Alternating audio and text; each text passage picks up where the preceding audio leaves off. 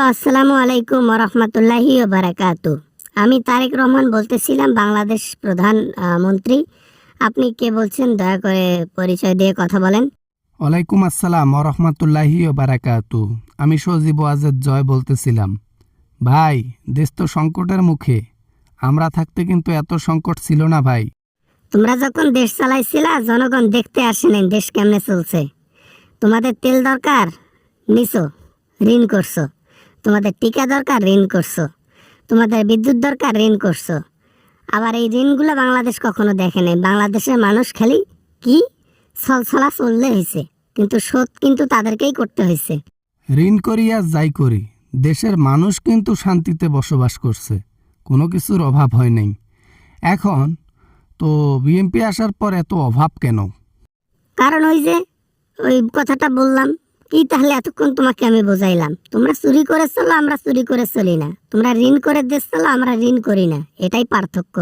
তার মানে দেশ যদি জলে ডুবেও যায়, তারপরও তোমরা ঋণ করে দেশ চালাবা না নাকি? ও, তার মানে বুঝতে পেরেছি, তোমরা মরে গেলেও ঋণ করবা না, তাই তো? না, এমনটা না যে ঋণ করব না। যে জিনিসটা আমাদের দেশে না করলে নয়, মানে ঋণ না করলে নয়, সেটা অবশ্যই ঋণ করে করতে হবে, পরে আমাদেরকে পরিশোধ করতে হবে। তাহলে এই যে তেলের ব্যাপারটা, বিদ্যুতের ব্যাপারটা, এগুলা সংকট কেন? হ্যাঁ, আপনারা এই বিদ্যুৎ লোডশেডিং দিচ্ছেন, তারপর আপনারা আবার এই যে পেট্রোল নাই হয়ে গেছে দেশে, কেন? কারণ তোমার বাবা হরমুজ ব্রিজ আছে না, হরমুজ ব্রিজ না তো হরমুজ, এই যে প্রণালী যেটা রয়েছে ওইটা বন্ধ করে দিছে। যেখান থেকে 20 থেকে 25% তেল দুনিয়ার মধ্যে সরবরাহ হয় ওখান থেকে। তো ওটার একটা প্রভাব পড়বে না আমাদের দেশে? তেল তো পাওয়াই যাচ্ছে না।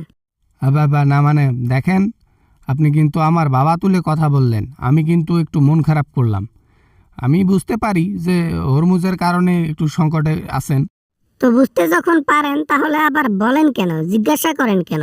শরম নেই, লজ্জা নেই? ফোন করে আবার কথা বলতেছে স্বৈরাচার, দেশদ্রোহীরা। এই রাজাকারেরা কোথা থেকে আসলো রে? এরা কেমনে ফোন করতেছে আমাকে? তোমরাই তো একসময় বলছিলা জনগণ সবাই রাজাকার। আসল রাজাকার তো তোমরা, দেশটারে লুটে পুটে খেয়ে চলে গেছো। বাবা, ফোন রাখলাম, আর কথা বলার ইচ্ছাটুকু আর নাই। ঠিক জায়গায় মলম পড়ছে, তা কথা বলার ইচ্ছা থাকবে কেমন করে? ঠিক আছে, নেক্সট টাইম যেন ফোন না আসে। ঠিক আছে, খোদা হাফেজ।